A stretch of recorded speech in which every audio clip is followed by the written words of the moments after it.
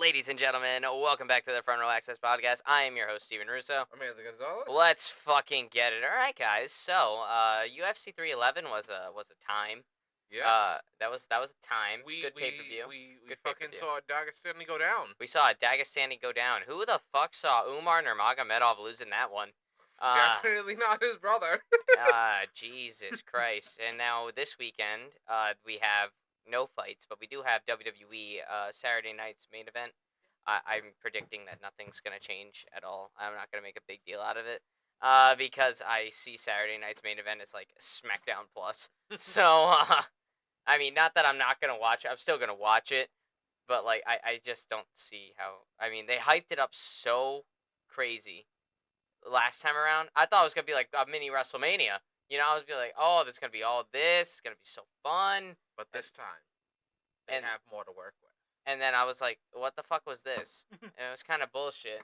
I mean, yeah, we had that needle moving moment with Kevin Owens pile driving Cody Rhodes, but that was off camera. That was off the live. Like we didn't see that. Twitter saw that. You know. Yeah. So I don't know. All I've got to say is my experience with the first Saturday night's main event wasn't that great. I'm gonna be real. I think I was just a victim of my own expectations though. So I think that's just what happens, you know, because that's just how life is. Sometimes you get yourself really hyped up for something and it just sucks. So I don't follow WWE as closely as you guys do, but I will say this year my expectations are set huge, and with the new brand deals they got like Netflix and whatnot, I think they'll deliver. Yeah, honestly, I mean, and they have. I mean, Raw on Netflix was a hit. The week after was really good. Even this past week was really good. They've been just putting consistently good episodes of Monday Night Raw out there, and they feel special every single time I watch them now. Because I mean, they're making a big production of it. SmackDown's 3 hours now, which I think SmackDown needed to be 3 hours because they have so much talent on that one brand, and only 2 hours to work with is just not enough to display everybody. So like I'm usually the one that proposes against 3 hour shows because I just think it's so damn long. Guys, if you have 2 3 hour shows a week, that's 6 hours dedicated to watching wrestling. Like that's insane. If you really want to go back and think about it. Dude, that sounds like old-timey Anthony growing up and his mom watching Passions and Days of Our Lives from fucking 1 to 3 every goddamn weekday. Gotta go with them soap operas, man. Gotta love the drama. Why do I actually think because I love WWE so much and all the drama that happens, I would actually like heavily fuck with soap operas? Honestly, I was thinking about it earlier when you first mentioned coming over for the podcast. Is WWE just athletic soap operas? Oh no, 1000% it is. It is literally athletic soap opera. That's literally what it is. Like, bro, there's so much drama for no reason. And it's like amazing. I'm wearing my WrestleMania shirt. Obviously, I'm not knocking the product. I fucking love it, but it is nothing but an athletic soap opera. It's like completely and totally correct. Like we all know that fucking Naya's chilling with Tiffy. Tiff. Like they're still travel buddies. They're still chilling. They're still chilling, you know. They're just not on camera with each other anymore. Jimmy and Jay are just chillaxing with their bro. Just Yeah, like come on. And we already know that Cody Rhodes and The Rock are tight as fuck. They totally threw that story out the window on Netflix on January 6th. So, I mean, yeah, but Saturday night's main event should be fun. I'm still going to watch. It should be a good time. And I think the purpose of Saturday night's main events, now that we're going to have them consistently now, maybe like once a month we'll have one. I think it's to get more eyes onto the product, you know? Because they put it at prime time 8 p.m. on a Saturday night. This is like when you can maximize the amount of people that are watching a show. Is put it on Saturday night, prime time, 8 p.m.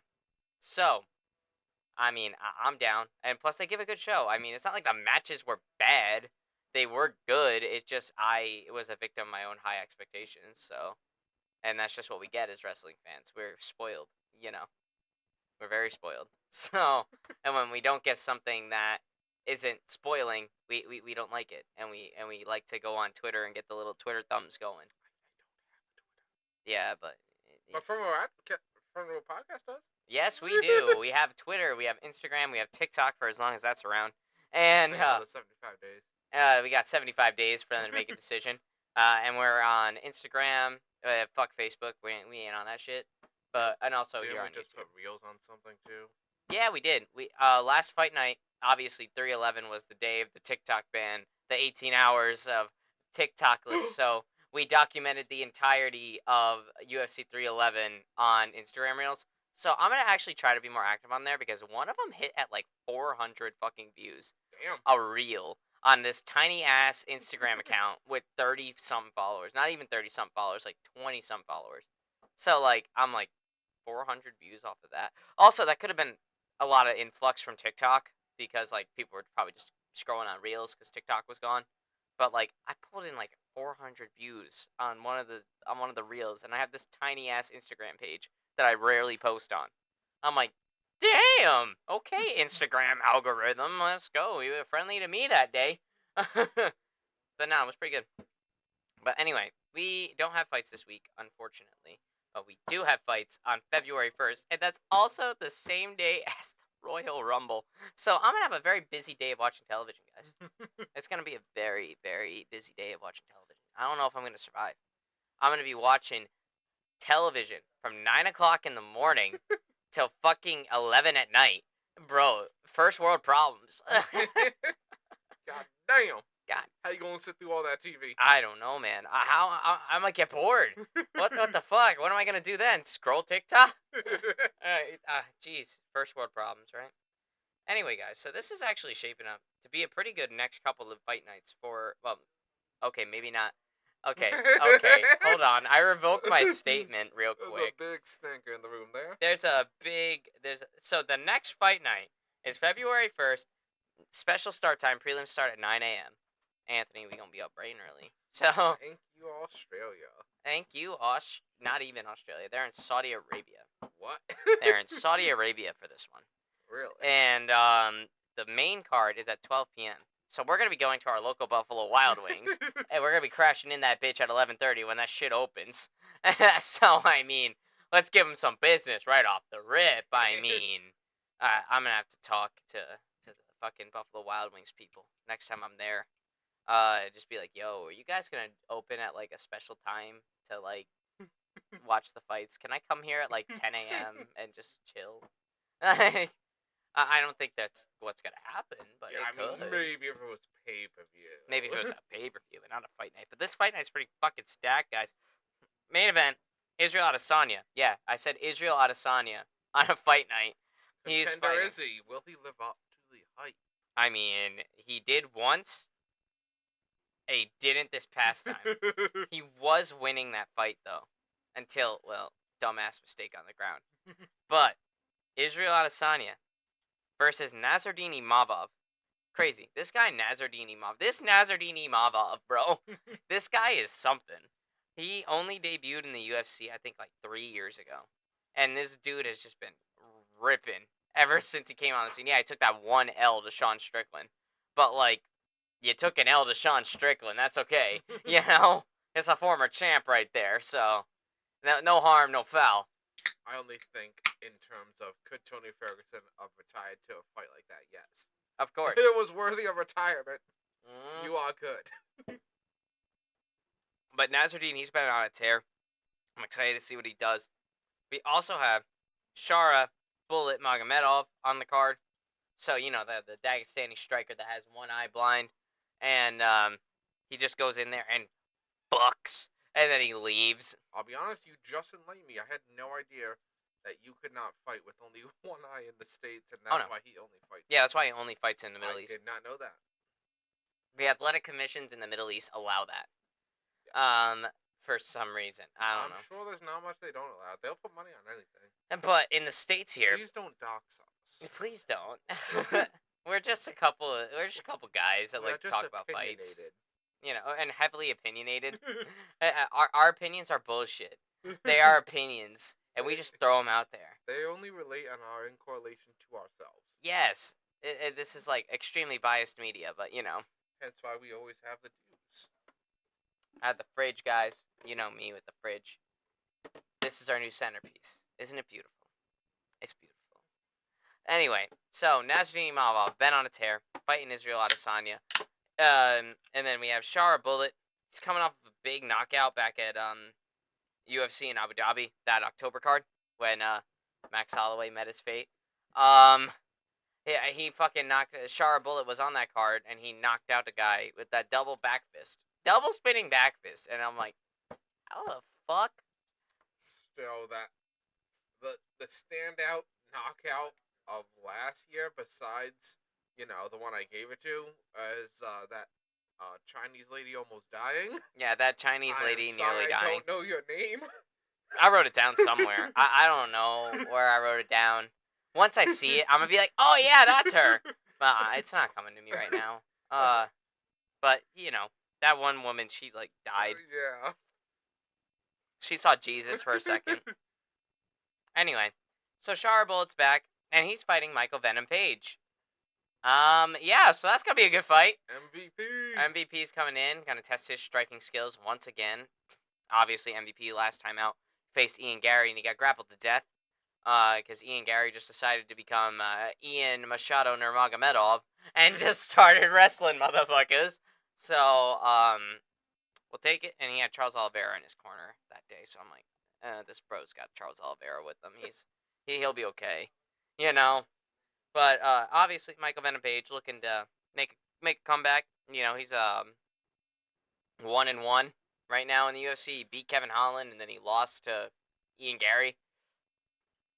So this one will be like, does he go negative, or will he go positive? We'll see what happens. But I'm just gonna say, man, I'm favoring Shara to win that fight. Shara's fucking crazy, but Michael Venom Page is impressive too, and he's got a longer resume, and he's a lot more experienced than Shara is when it comes to those fights. But Shara's just a demon, man. I don't know. I don't know about this point. Shara is like an unstoppable force. So I will have to see how MVP does against that. Obviously, we're gonna go and do our predictions later on in the fight, but later on in the podcast.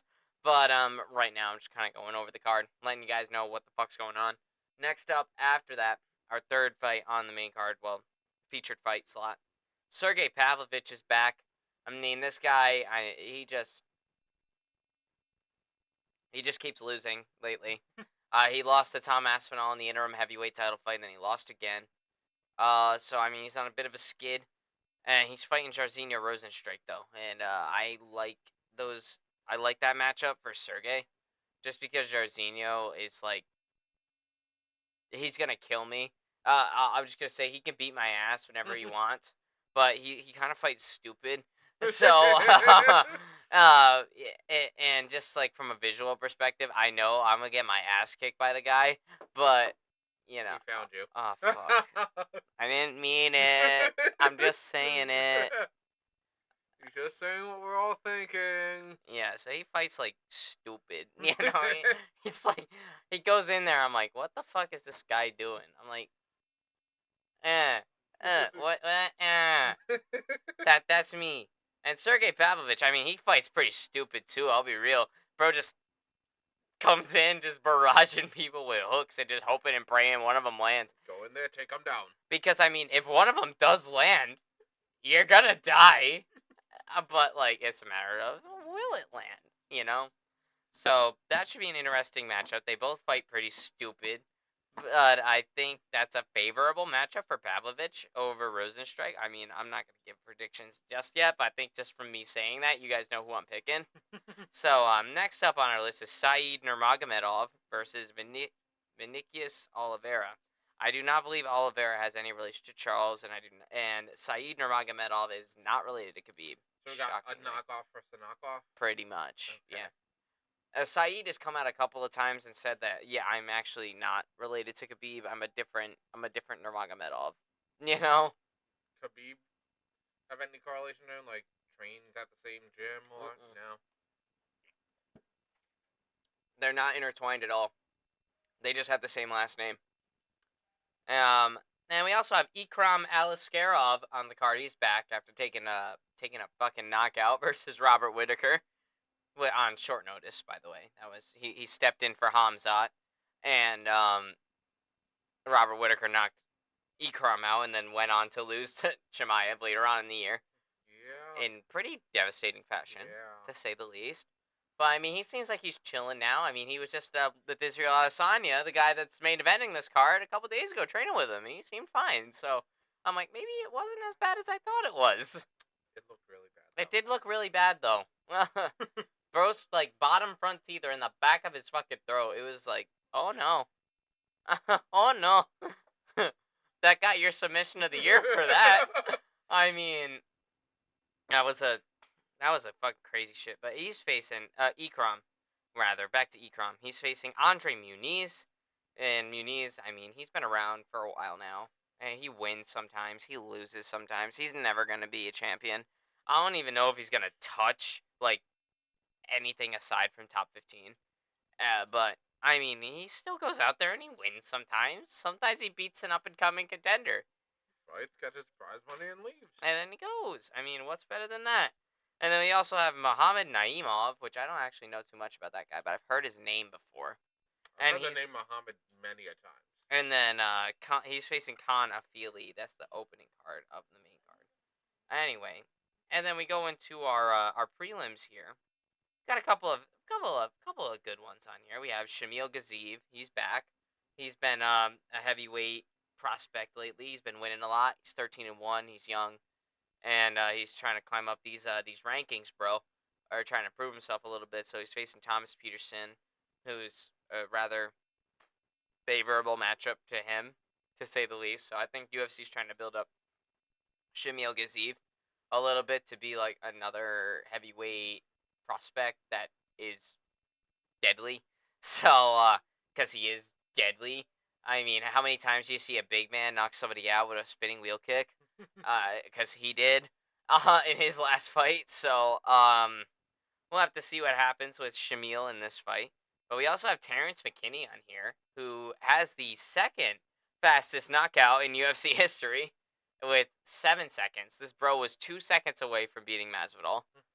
But, so that's something you might not know about Terrence McKinney, is he's actually number 2 on that list. You don't hear a lot about Thomas McKinney because, I mean, the guy wins and then he loses, he wins and then he loses. This is the nature of time. And he either wins emphatically or he loses emphatically. So this guy's just taking brain damage no matter what. His last fight, I believe he won by a pretty stellar knockout, but fight before that, he got flying kneed to the heavens, and he was stiff as a board, and he went right down. That was against Ishmael Bonfim back in the beginning of 2024. So, yeah, that was a brutal knockout. But that's just how Terrence McKinney operates. He either wins in stunning fashion or loses in stunning fashion. So, let's see which version of Terrence McKinney decides to show up against So Demir. we'll never have to rely on Mike Bell for that. Yep, we never will. Thank God. And let's see which version of Terrence McKinney shows up against Demir Hadzovic. I probably totally butchered your name. I'm very sorry. But we'll see what happens. I think that's gonna be a pretty good fight.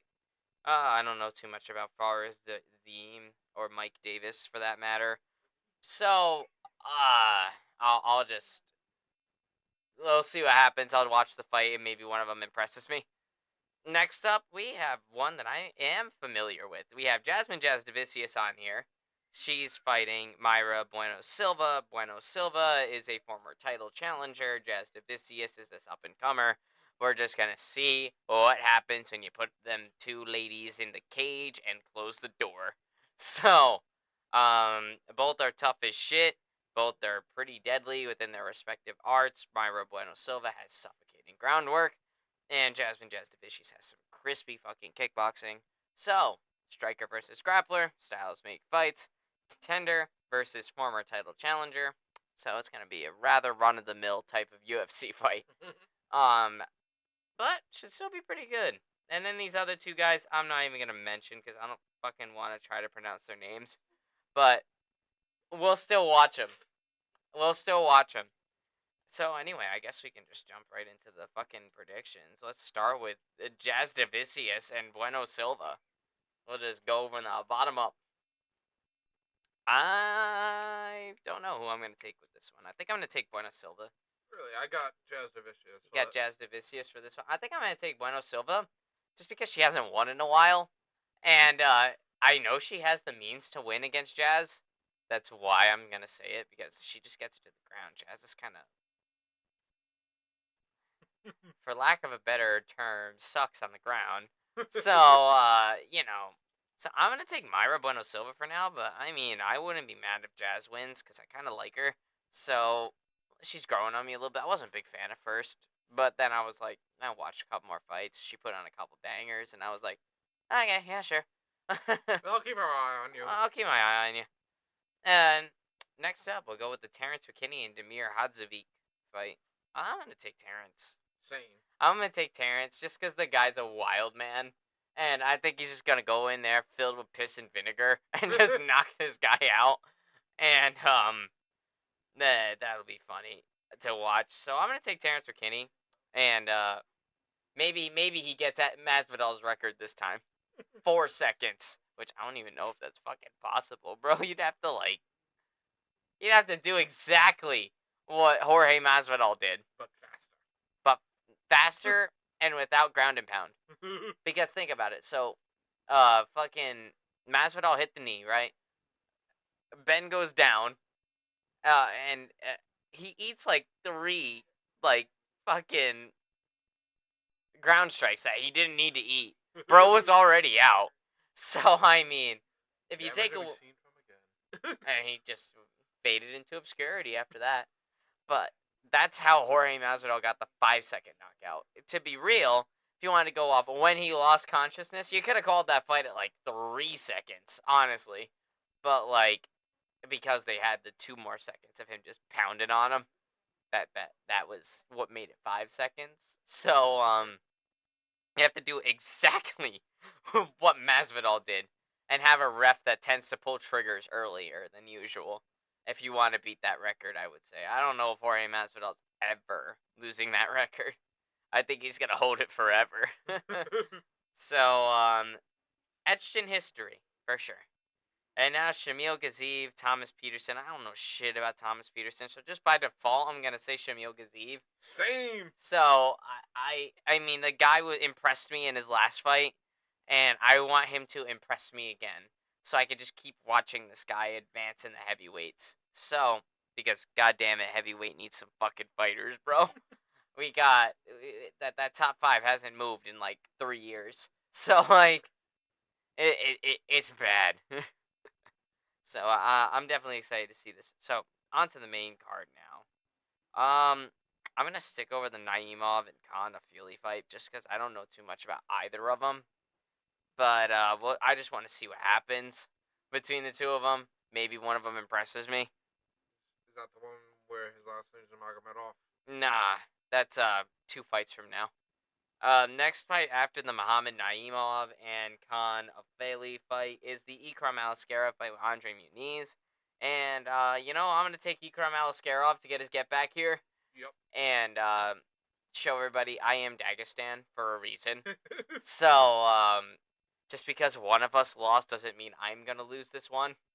So, I'm just going to take Ikram for that one, and I think it's going to be rather quick. I think he's going to do it pretty fast. In 5 seconds? Maybe not 5 seconds fast, but within 2 rounds, I would say. That's even being pretty liberal with it. I could say within 1 round. I would say first half of the first round. Mm-hmm. Could be any of that shit. Next off would be the Saeed Nurmagomedov and the meniscus Oliveira card. That fight that's going down. Whenever I see Nurmagomedov, man, even if they're not related to Khabib, I always choose Nurmagomedov. Yeah. So I know this is a different Nurmagomedov, Yep. not the same family. Actually, no relation. Has no relative ties whatsoever. But when I see Nurmagomedov, that is just a power name now. So Well, didn't the last Nurmagomedov lose though? nah. No. The last Nurmagomedov, well, Umar Nurmagomedov, yeah, he just lost. Yeah, that's true. His brother's fighting this weekend, by the way. Usman Nurmagomedov is fighting against Some Irish guy. What's the dude's name? McGregor? Nah, it's not. It's not McGregor. It's Oh fuck! I gotta look this up now. This is gonna fucking annoy me. Hold on. PFL this weekend. This weekend. Let's see. We may not talk about it as much, but we do try to keep up with PFL when we can. Yeah, because I mean, PFL and UFC are the the big MMA promotions now. Bellator got absorbed by PFL. And we even sometimes keep an ear to the ground for one champion too. Yeah, I mean, whenever there's a good one championship card, I usually try to watch it because it's included with Amazon Prime. Like, why wouldn't I use it? You know, now with PFL it's a little bit different because sometimes they actually make like pay-per-views that I have to pay for, and I don't want to pay for them. So So you just have to get the highlights afterwards. so we just get to the highlights after, or I try to find a bootleg site. No, I mean, no, I don't. admit that. That's why we had the out earlier when I said that. Yeah. Yeah. So anyway, don't pirate things, guys. Pirating's bad. Pirating's really bad. The Pirate Bay is also bad. Yes. Pirates of the Caribbean's a great series, though. Yes, it's a great series. I feel like I need to rewatch it pretty soon. Me too. I'm overdue for that shit. Maybe not the last two films, but definitely the first three. Yeah, yeah. So yeah, PFL. We got that going down. So it's going down in Dubai. It's Nurmagomedov, Usman Nurmagomedov defends his. I was gonna say Bellator lightweight title because that's what he was, but nah. PFL lightweight title against Paul Hughes from Ireland, who is closely related to Conor McGregor. They train at the same gym, I'm pretty sure. Well, so McGregor will probably be there. So yeah, McGregor's probably gonna be there, and things might get bad. Because if you put Dagestan and Ireland in the same room, I think he just had bad blood just because of the fucking Nurmagomedov involved. yeah, I mean, and he is directly related to the Nurmagomedov he fought. That's his first cousin. Fuck that guy. Oh Jesus, yeah. So Usman Nurmagomedov, who's 18-0 by the way, excellent wrestling, excellent striking. This guy owns the lightweight division at PFL, and he has owned it for years. The only thing that made him not have it was when he fucking missed a drug test. He had roids in his system, which, shocker, I think not. But the minute he got to fight for that title again, he did a standing anaconda choke. Do you know how hard it is to do a standing anaconda choke? No. It's fucking hard. It takes a lot of skill. Because usually when you do an anaconda choke, you need to roll into it. You need to be on the ground and roll into it. That's the whole anaconda part of the anaconda choke. Yeah, with the latest fights going on, he actually gave me a slight crash course in the difference between the anaconda choke and the Darce choke. Darce choke. Mm-hmm. They are very similar looking chokes. Literally, the only difference is where it locks up. So, what happens with the Darce choke is you go underneath the armpit and you lock up at the neck, like this. And then you kind of just lean back. And then you kind of just have them like this. It's like it's like a sideways rear naked choke. An anaconda goes around the neck and locks up under the armpit. So you don't go under the armpit and lock up on the neck. You go over the neck and lock under the armpit. And then you roll towards the neck. And he did that standing? And he did that standing. So, standing anaconda choke from Usman Nurmagomedov to regain his lightweight title. So, I think this is going to go a whole lot like Khabib and McGregor went. Paul Hughes might have a great first takedown defense. He'll actually stuff it, and then he'll just get mauled the rest of the fight. And the worst part about it is he might not just get mauled. Usman Nurmagomedov might not even say, "Nah, brother, I don't want to go to ground. I want to knock him out on feet." And then he'll fucking do it, because that's just Usman Nurmagomedov. So, yeah, his little brother just lost his bantamweight title fight. What if? Mm-hmm. I think it'd be hilarious. What if Greggy's in the audience and Khabib is? Oh my. Oh my. If Khabib and McGregor are in the same fucking room, I'm scared. because neither of them motherfuckers have let it go. They still hold on to it. It was, I'm like, guys, it was 7 years ago. It was 7 years ago. No, don't matter. It's war. It's war. On site. It's on site with these motherfuckers. I'm like, guys. Guys, you both retired. Basically, I mean, McGregor hasn't officially retired, but let's be honest. He's pretty much retired. So, like, you're both retired. You guys don't fight anymore. Like, drop the beef. No, they're not dropping the beef, though. Fuck no. I think they're going to be beefing in the nursing home. Like, legit. Conor McGregor and Khabib Nurmagomedov, their old decrepit selves, are going to be fighting each other if they're in the same fucking elderly retirement home. Like, way worse than Pereira and Adesanya, those two. I mean, Pereira and Adesanya, that's just petty. It's just pettiness. And which is, actually kind of playful in nature, These two motherfuckers, Khabib and McGregor, they just fucking hate each other, okay? They, like, just fucking can't stand each other. Like, Batman and the Joker, that's what it is. Like, they're just forever enemies. But they can't kill one another because then they lose a part of their identity.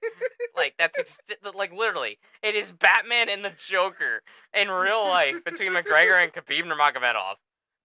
Like, and they're gonna be in the same room at the same time, and I'm like, oh, I'm scared. I kind of want to buy this pay-per-view. I'll be real with you, just to see what the fuck happens. I don't know any of the other motherfuckers on here. I really don't. But, like, I just want to tune in for Usman Nurmagomedov, guy. Like, I think he's... I just want to see that fight. Wait. When is this? This is this Saturday.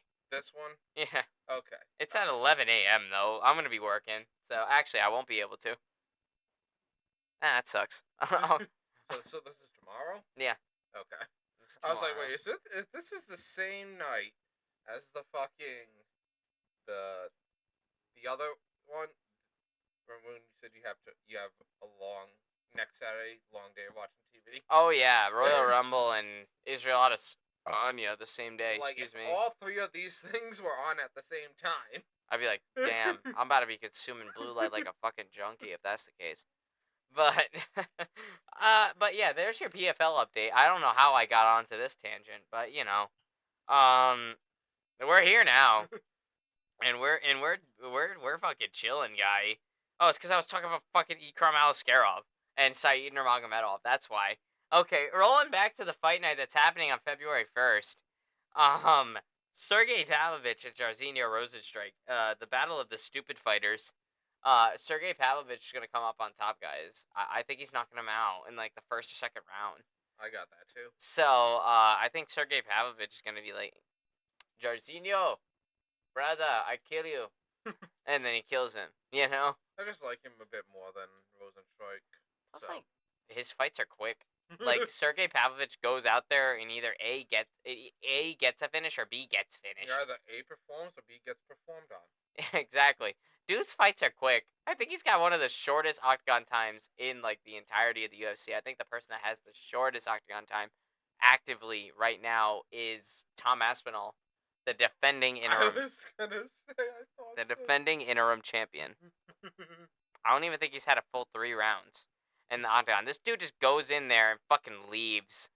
He goes in there, knocks a motherfucker out, or submits somebody, and then just fucking leaves. I don't even think a dude has been in there for a full, like, 15 minutes yet. And he's an interim champion. And he has the same amount of title defenses as John Jones. So, like, that's insane. This dude's average fight time is like 2.5 minutes. Not even. Like a minute and a half. 2 minutes. Or is his average fight time. And they all thought John Jones would fight him. That's never going to happen. At this rate, man. I don't fucking know. Anyway. He's not worth it. And why? Because I said so. Hey, Dana, I don't got to fight him, right? No, John. You don't have to fight him. You're okay. You don't have to fight him. Okay. Okay, thank you, Dana. Don't put me in with him, please.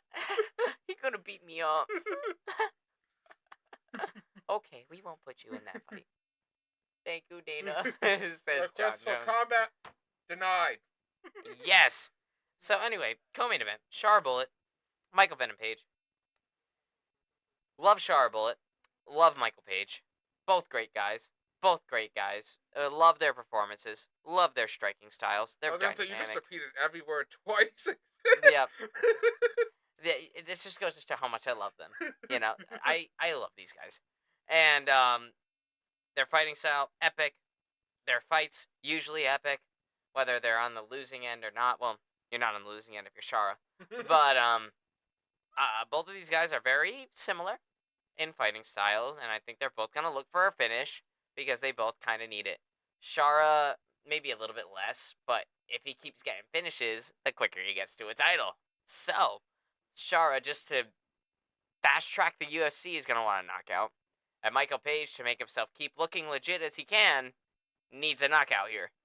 So, because I mean, let's be honest, he fought Kevin Holland to a rather underwhelming decision, and he won the fight dominantly, but it was a rather underwhelming decision. And then in his last fight, he just got wrestled the whole time, which once again was a rather underwhelming decision. But Ian Gary just became Ian Machado Nurmagomedov and just started wrestling motherfuckers. Who the fuck saw that coming? I definitely didn't. Michael Page fucking didn't. I mean, so he just came out of it, pulled it out of his ass, and just started grappling. And I think that's why Page didn't win that fight. He wasn't expecting a takedown from Ian Gary. So, and then when Ian Gary got it, he just held it. He just held it. Threatened to choke a couple times. Didn't quite get it. But then he fought to a decision. Rather lackluster one, but still fought to a decision. So I think in order for Michael Page's stock in the UFC to remain as high as it was when he debuted against Kevin Holland, he needs to finish somebody. So I think they're both gonna want to finish. They're both gonna want to knock the other guy out. I think it's gonna be a fun fight. But ultimately, as much as I love MVP, Shara Bull is gonna come up on top. Yep. Unstoppable force that one right now. Granted, we've seen the Dagestans get stopped quite recently, which is amazing in and of itself, but The plot armor is cracking. that's like 1 out of 99, so. Yeah, the plot armor, it's slowly cracking. I mean, Islam went to war with Dustin Poirier. And who the fuck thought Dustin Poirier would bring a war to Islam Makhachev? I thought Dustin was gonna get fucking destroyed, and I'm like the biggest Dustin meat rider in here. So I mean, yeah, it's like it's crazy. If there just wasn't an ankle pick. Yeah. I drove all the way to Jersey to regret an ankle pick. Yeah. Oh, he almost did it. He almost got it. So close. He was so close. We were halfway through that last round. And Darsh choke. No, Darsh choke. So, you know. But, yeah, Sharbo is coming out on top on this one. I'm sorry, Michael Page. I've predicted against Michael Page every single time he's fought. And I was correct once. I was wrong once. You predicted MVP against Kevin Holland, if I remember correctly. I think I took Kevin Holland, or I either took Kevin Holland or refused to give a prediction because I couldn't make one. It was one of those two. I think you went for Holland. I think I went for Holland, and then I went for Ian Gary to beat Michael Page, and then that's exactly what happened. Then this one, I like Michael Page, guys. Don't get me wrong. I love MVP. I just tend to predict against him a lot. It's not because like I don't think he's good or I'm like some MVP hater. I love the guy, but the people he fights, I just don't think are good matchups for him. So I mean, I just work here, okay? I don't even fucking work. This is a hobby. All this shit, this is a hobby. I don't make shit off this shit. It's bad. We're still waiting for you guys. We're still waiting on some Pepsi sponsorships. I be drinking your product in every single episode. You're my fucking centerpiece. Okay. So, alright. Anyway, moving on. Main event time. Main event. Alright. Israel Adesanya, Nasruddin Imavov. I'm scared. I'm very scared. Sorry about that, guys. That was my dog. Molly go woof. Molly go woof woof. Israel Adesanya and Nasruddin Imavov. Nasruddin Imavov is unstoppable. Israel Adesanya is a fucking legend. A walking legend. You know? The second best fucking middleweight to do it next to Anderson fucking Silva. Goated in his division. Goated in his division. some, he might even be the GOAT of that division.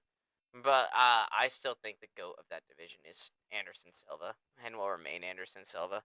Unless Dracus Duplessis' plot armor just keeps kicking in, and he just keeps fucking beating people. All I do is win, win, win. No Because matter that's just what. what the guy does. Every single time he goes up against somebody, it always doesn't look very well for him, especially in like the earlier parts of the round, and then he just fucking finds a way. Just finds it. He gets that one shot and knocks out Robert Whittaker. He gets that one takedown and submits Darren Till. He gets that one takedown and submits Israel Adesanya after taking an ass whooping for most of the fight. The only time I've ever really seen tit for tat with Dracus Duplessis, where Dracus Duplessis didn't pull it out of his ass, was against Sean Strickland. And that was just a tit for tat, pound for pound, just fight. They just kept going. And then DDP was able to just edge out that decision. But it was a coin flip at the end. So Nasruddin Imavov is unstoppable. Israel Adesanya been losing a little bit lately. He's been losing a little bit, which is surprising for me to watch because I'm so used to Izzy winning. So, but now I've kind of accepted the fact that it can go either way for him now. Before I'd be like, Israel Adesanya is unstoppable. Well, maybe not unstoppable, but very hard to stop. Very hard to beat. I think when first getting into the game, you said he was unstoppable with the exception of Pereira. Yep. And it's just, then he lost to Pereira, lost that 5-year title reign to Pereira, and then he got it back. Saw coming. And then he got it back. Didn't see that one coming as much. After arguably losing that first round. He did lose that first round. Then he just came back in the second and just fucking put him on his ass. That's why we started that joke of, 7 years of 7 years of fucking bloodlust came out in that right hand that Israel Adesanya landed on Alex Pereira. Anyway, Israel Adesanya has won more rounds against Alex Pereira. Just Alex Pereira found a way to win at the end. So, I mean, I would say objectively, I like Pereira and Adesanya pretty much the same level. Adesanya is a better fighter, I would say, but just the equalizer is Peloton's power. Pereira's just got it, and Izzy just doesn't have it. He's got timing, he's got precision, he's got accuracy, but he doesn't always have that knockout power. And I think that's the equalizer. So even though he was able to outpoint Pereira in a lot of their fights, like their first fight, a lot of people will argue, and I've gone back and watched that first fight that they had. I think Izzy won the fight, but Pereira got the decision, and that's fine. It was a close fight, but I still think Izzy won that fight. Around the second fight, when Israel Adesanya got knocked out, right before that knockout, he wobbled Alex Pereira. Up until he was knocked out, he had the fight. He had the fight. He put him on skates. There was a standing 8 count, which in kickboxing, that's like how much time they give you to recover, and then if they don't think you can continue, then they stop the fight. But if you say you're in desert, then they just stop the fight, Johnny Walker style, But then Israel Adesanya got fucking flatlined. Their third fight in UFC, their first fight in UFC, third fight overall. Israel Adesanya was winning almost every round against him. Maybe one round. Maybe he lost round 2. I'll give Alex Pereira round 2 for that fight. Because he had him. And then what did Alex Pereira do in the 5th? Fucking knocked him out. And then Israel Adesanya was like, I'm so sick of this motherfucker. 7 years. It's coming in this right hand, and it's going down the pipe. And it went down the pipe, and it connected. And Pereira went on his ass for quite a bit. That was Israel Adesanya's fucking spirit bomb punch. It's like 7 fucking years. I infuse in this fist 7 years. I've been waiting for this for 7 fucking years. And then he did it. And then after that, goes and loses to Strickland in shocking fashion. Fucking nobody saw that one coming. No one saw Sean Strickland win in that fight, but then he fucking did it. And then after that, Izzy loses the belt, goes away for a little bit, comes back against Dracus Duplessis, is winning the fight against Dracus Duplessis. I'd say 4 rounds to none, if not 3-1. And then gets submitted 4th round.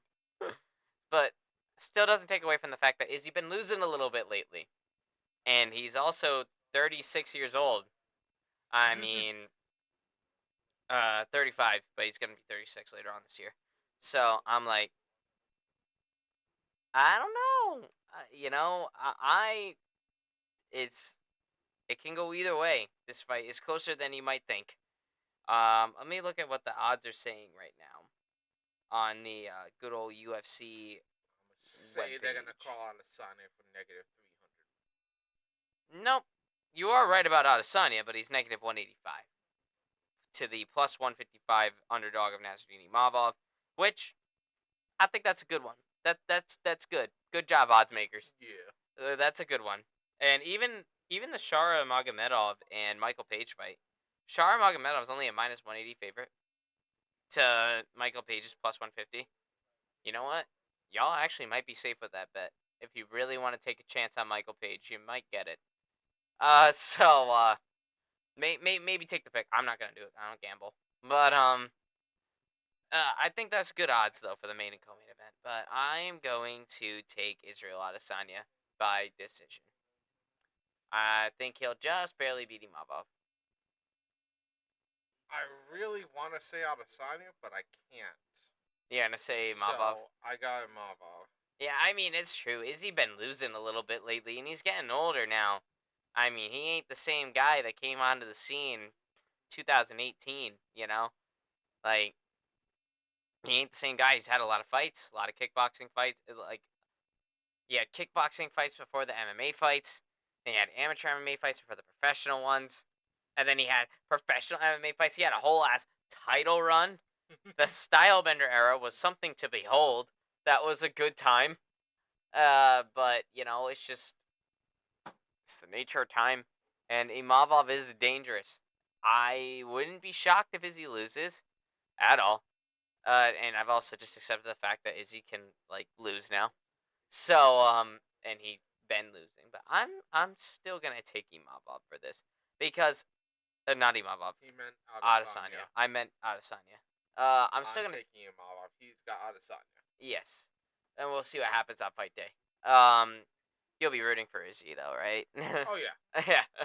I want to say he's gonna win. It's just I can't in good faith tell y'all. I think Adesanya's got this in the bag. Nah, he definitely doesn't have it in the bag. I think it's gonna be a very close fight. And once again, even if you want to take a bet on the underdogs, you have a good chance of cashing in on Imavov, I would say. But and again, we're not a sports betting podcast. We do not consult with betting. So Yeah, we're not a sports betting podcast. I'm just here to tell you the odds and whether or not your money may or may not be safe. Being on one of them, do not take my fucking picks for granted. I'm not a professional gambler when it comes to this stuff. There are plenty of channels here on YouTube that are all about sports betting and have more statistics than me that will give you a better bet. So I'm just saying, if you want to take a chance on Nasruddin Imavov here, you might be safe. But I'm going with Izzy, and we're gonna see what happens. Just because, but I do gotta beg the question though: what happens to Izzy if and when he loses? What's next? What could he possibly do? He's out of title contention. He just lost to the champion, and the number one contender has beaten him, and is fighting the champion already. So, well, ideally, in this sense, if you are an Adesanya meat rider, you have him fight the loser of that. They would do a stunning rematch between the two to see who is up there, and then give them one more fight because they have both previously already lost to the champ, and then they can go at the champ. If Adesanya loses this, I wouldn't want to see him in title contention for at least 3 fights. I'd say He'd have to build back up again. Yeah, I'd say he'd have to fight down. Yeah, 1 or 2 of numbers 5 through 10, and 1 or 2 of the top 5, and then maybe try having him get his title. But that's a whiles away. Yeah, we still got to see what happens during the fight. But I think if Izzy loses this, right? If Izzy loses this fight, I don't. I would like maybe he fights the loser of Duplessis and Strickland, but he also has Alex Pereira, the weight class above him, and I mean, if you want him to fight in a title fight, and Izzy wants to, wants to try another crack at becoming a two weight division champion, then he has it with Alex Pereira, and I honestly think it could happen again. I don't really want it to happen again. I mean, I've seen that fight 4 times now. I would say with that. But Now I know Pereira left the door open for him. yeah, Hasn't Izzy already fought in that class? 205. Yeah. Yeah, he tried to face Jan Blachowicz to get the title, and he didn't. He didn't win. Yeah. So, I That was like 4 years ago, though. I don't know how well he'll perform in the higher class. Like when it came to Holloway, you all know this if you've been watching.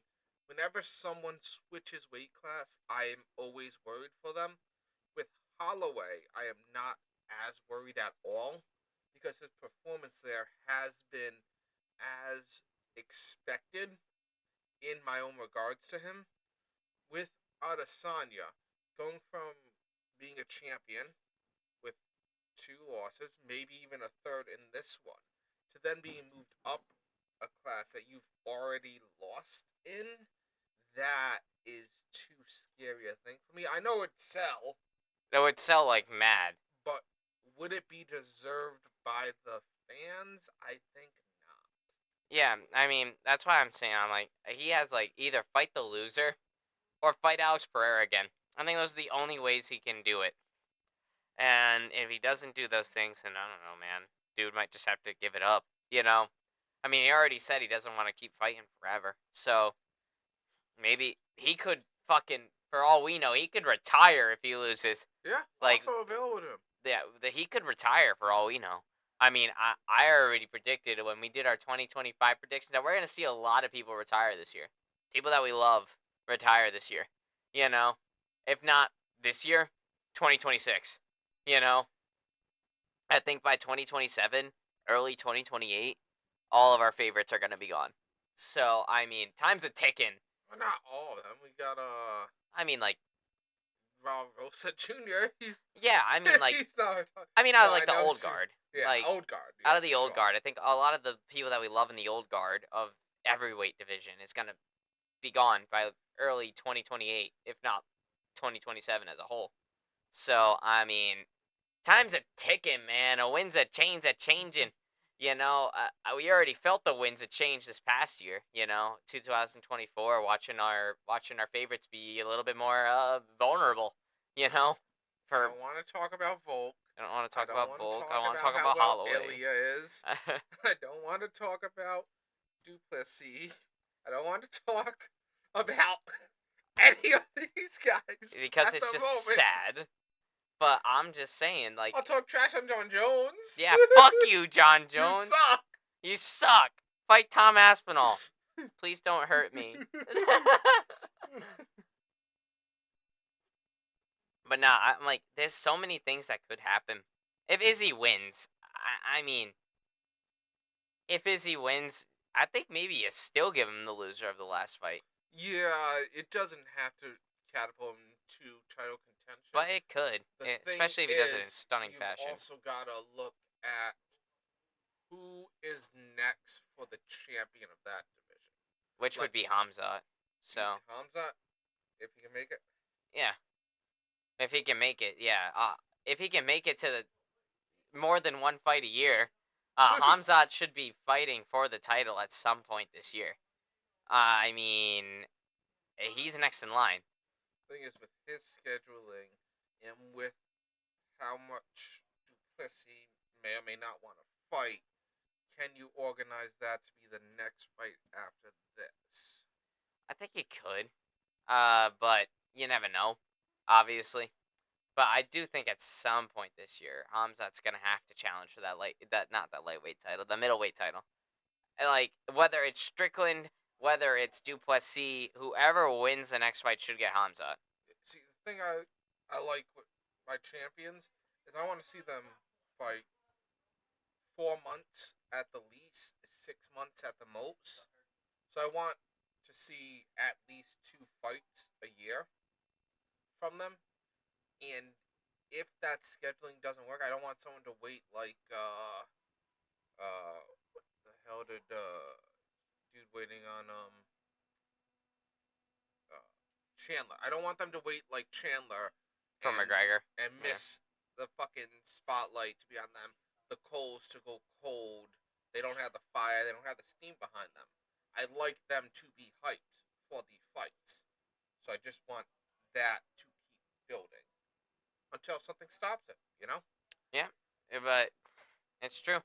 But we're just gonna see what happens on fight day, y'all. I mean, I'm like, I'm questioning this fight. I'm going with Izzy for now, but like, I don't think it's gonna be emphatic victory if it is Izzy. I think it's gonna be barely, but we'll just have to find out. And there's a lot of different things that could happen, especially if Izzy loses this fight. Because then he has a whole array of different things he can do. He can either fight the loser of this next title fight on 312, or he goes up again, or he just says, alright, I'm done, As a side note, we weren't too impressed with the pay-per-view coming up, so we will be attending it at Buffalo Wild Wings. Yes, UFC 312 is shit. Yeah. Literally the only good fights on that card are Duplessis and Strickland 2, and Weili Zhang and Tatiana Suarez. Everything else fucking sucks. They have Justin Taffa on a fucking pay-per-view. I'm like, that guy is featured prelim at best. Like, at best. He is featured prelim. Same with Jimmy Crew. We have fucking Jimmy Crew on a pay-per-view card. Once again, featured prelim at best. Or the headliner of some terrible-ass fight night card at the UFC Apex. Where is the pay-per-view? It's in Australia, which surprises me, because usually when they go to Australia, they bring a good show. What's Tuivasa doing? Tuivasa is just dead, man. I don't fucking know. He's he lost in a very boring fight back at UFC 305. Like, it was a boring fight between him and, I think, was it? Who the fuck did he fight? When you Volkov. go to Australia, you highlight the New Zealand and the Australian fighters to get the pop going. Like, brother, you could have put Alexander Volkanovski on this card. He should be ready to go. Like, I mean, he took a year off. Almost a year. It'd be a year in February. But, He shouldn't have taken short notice fights. he's, like, right there. You could have put him on this card. That would sell. Did you say he wanted a call to fight fucking... Fuck. Islam again.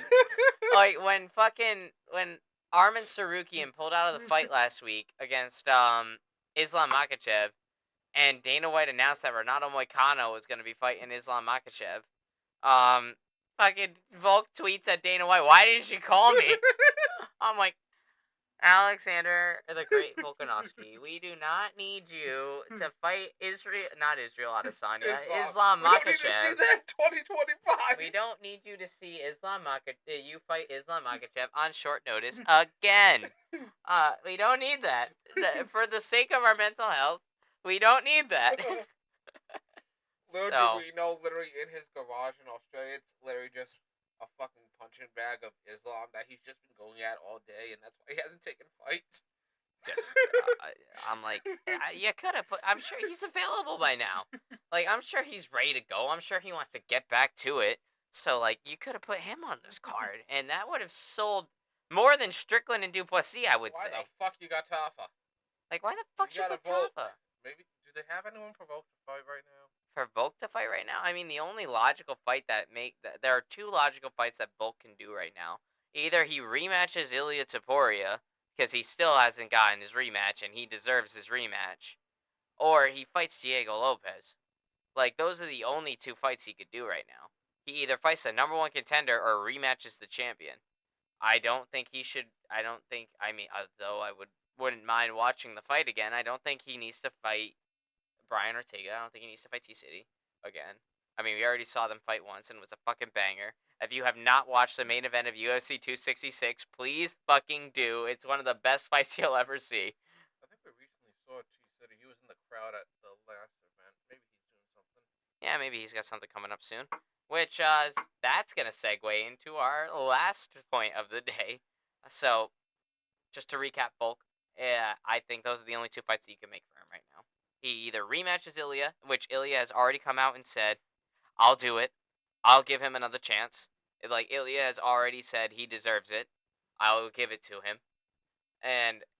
Or you give him Diego Lopez. You have him fight the number one contender. So not short notice Islam. Not short notice. What are you thinking? I think those are the only two logical things you could do with Volk right now, technically. I mean, yeah. Everybody else in featherweight he's beaten. Oh, well, you gotta put him against fucking Yair. Fucking mauled him. Like, you gotta put him against. Well, I would have loved to see a final send off Holloway versus Volk for the division. I know Holloway is. Yeah, done. he's done lightweight there, now. But it was a good rivalry. It was a good rivalry, and 3 great fights came out of it. I mean, if you haven't watched the Volk and Holloway trilogy, please do. Actually, I just got an idea for a new series we can do on here. UFC Rivals. Not Marvel Rival reference. I was gonna say, you're taking a bit of inspiration. Not Marvel Rivals, Isaac. Isaac in the studio audience. Nah, I mean UFC rivalries. You know how like we've had a number of rivalries in the UFC that have expanded over multiple fights.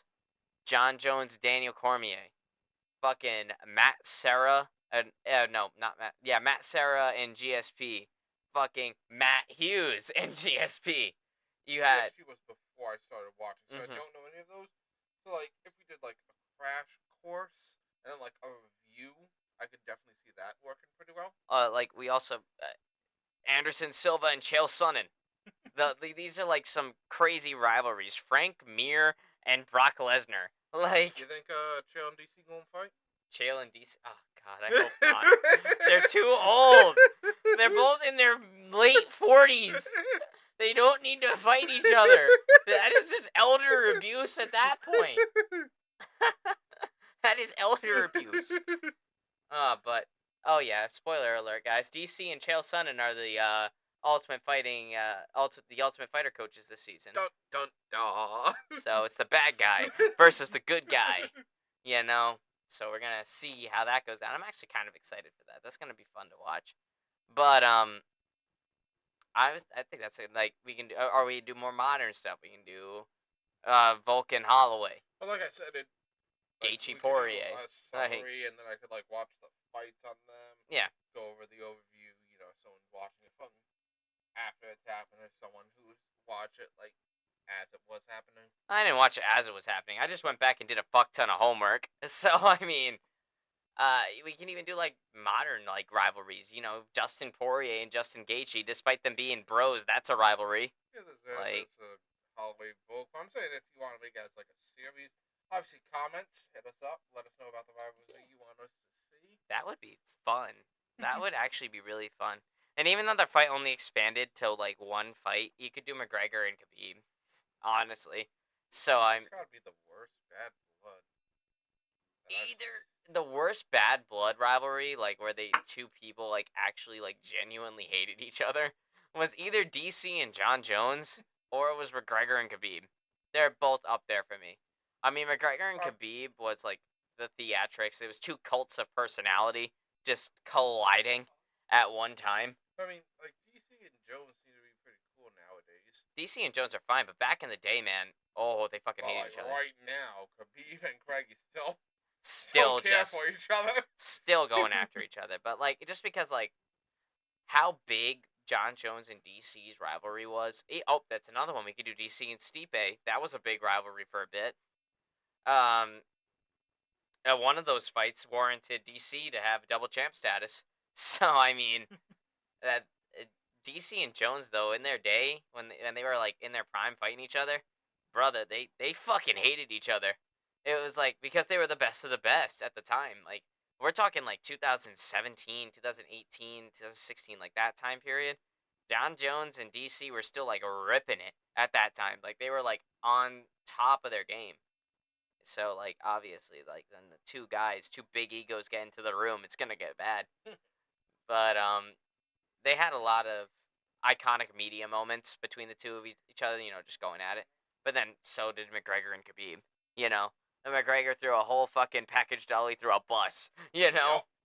and like totally altered an entire fight card because he destroyed the glass and it cut up one of the fighters so damn bad they couldn't compete. It wasn't Khabib. It was fucking Michael Chiesa. Poor Michael Chiesa. But it's same with Rose Namajunas. She got cut too from the McGregor incident. But that was one of the biggest rivalries of the past 10 years. Yeah, that's actually. I'm gonna start cooking on that one. Anyway, final segment of the day. Fight announcements. We have a couple of new ones that just dropped over the weekend if you missed it. But guys, it's happening. Pereira's fighting Ankalaev. Yes! This is the fight that I've been wanting for a while now because we haven't seen Alex Pereira go up against somebody that's a good grappler. So, naturally, I want to see that happen. And I'm be honest, I think Alex Pereira isn't helpless in this fight. I think he could actually kind of do it, you know. But then again, Ankalaev can also do it.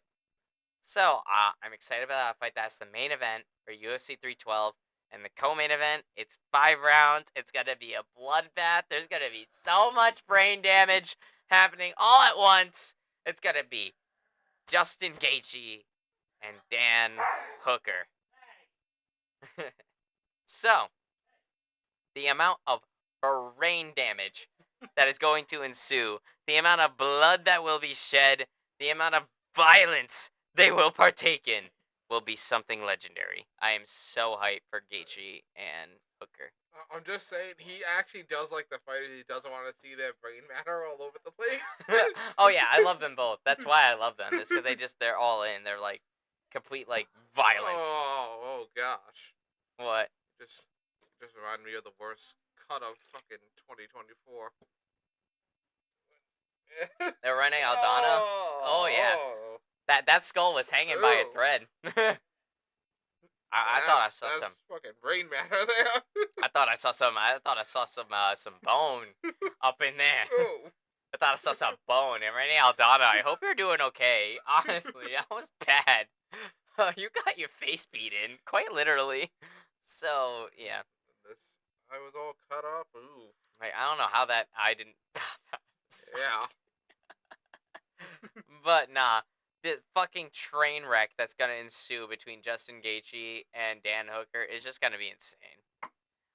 We're just gonna do some fuck it predictions just because they just got announced. We're gonna do more of an analysis and actual predictions later. But for when we do the UFC 312 episode, which isn't until the beginning of March, so we got some time. Early onset predictions for Ankalaev and Pereira. I honest to God, think Pereira wins. So I could be wrong, and I wouldn't be surprised if I was wrong. But I'm gonna take as an early favorite right now Pereira to win that fight. Me too. Just unstoppable force. And it's just like, I mean, Ankalaev is good. Like, he's good. It's but like for me, it's like two unstoppable forces. It's just Pereira is the more unstoppable force in my eyes right now. At this current moment, yeah. But then again, as like, we'll have to see what happens. This is what I'm gonna say.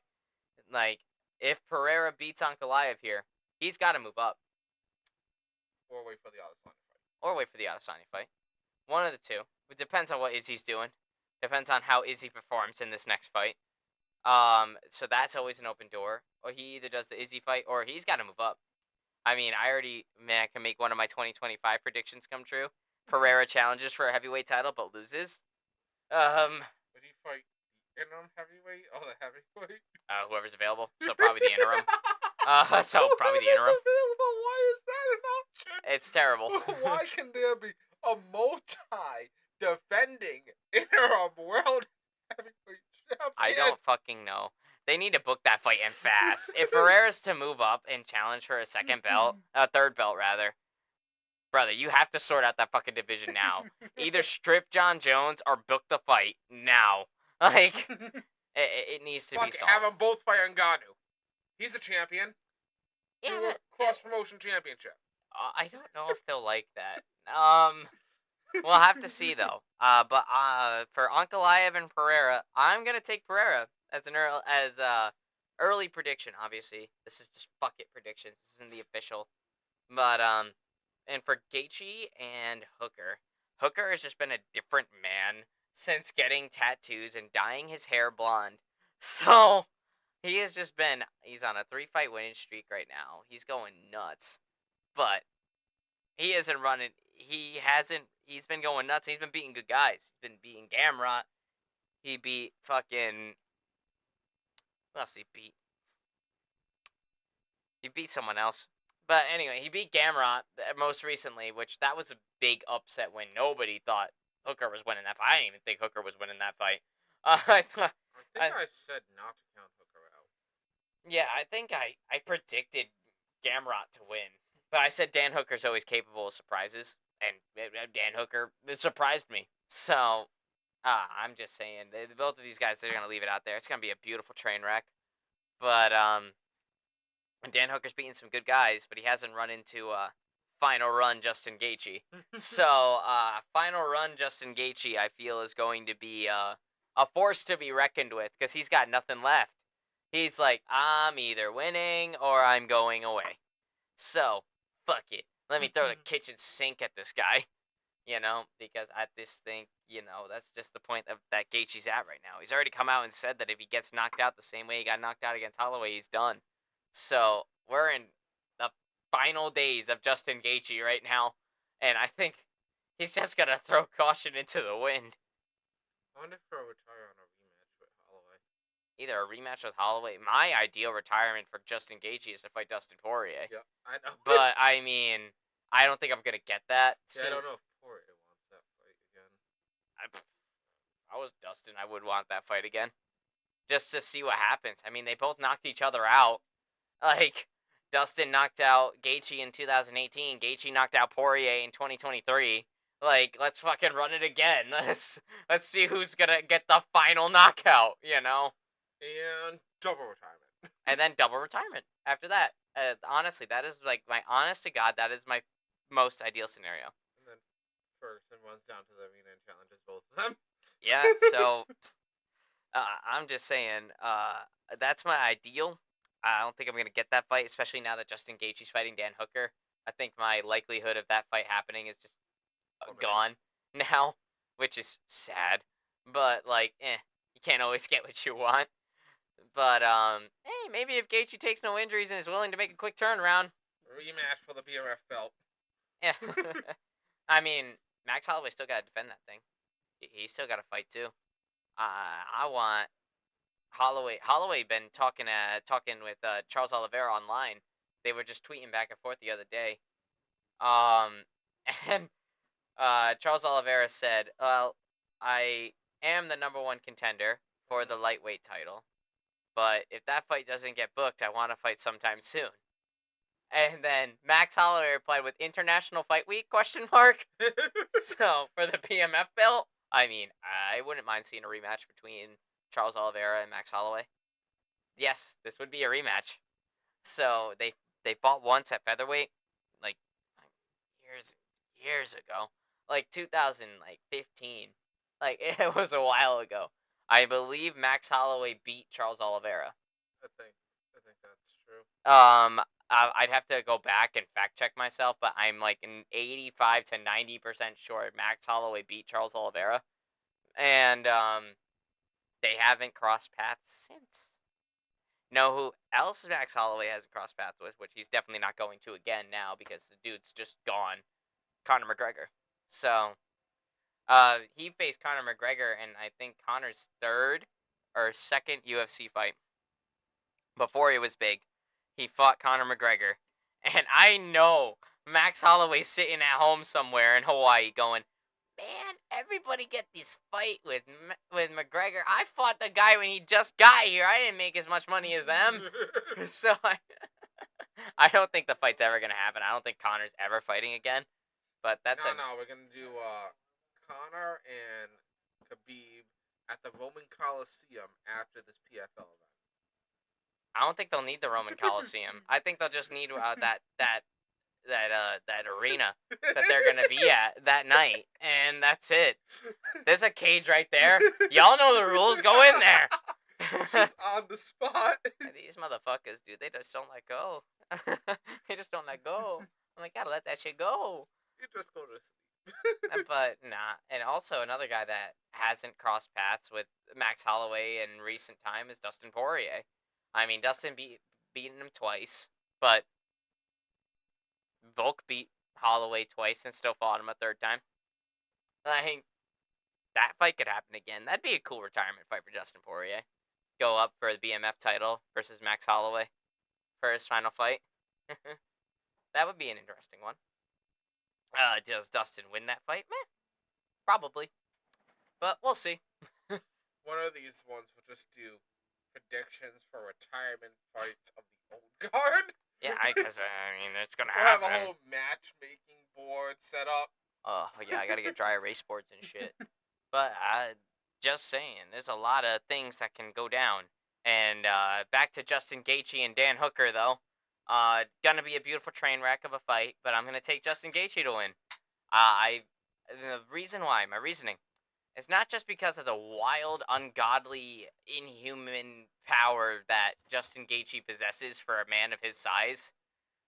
I think his secret weapon is his leg kicks, his calf kick. Gaethje is like excellent at taking your legs away. So, and in all the fights that I've watched Dan Hooker in, which has been a couple, I've watched Dan Hooker fight a few times. Guy doesn't check leg kicks very well. He always eats them. And let me tell you, you can eat leg kicks from some people. You can't eat a Justin Gaethje leg kick for too long before it starts to really debilitate you. So that's why I think it's not going to be so much the head trauma. I think it's going to be how less power Dan Hooker will have because he has no legs to spring off of. And I think that's how Justin Gaethje gets it done.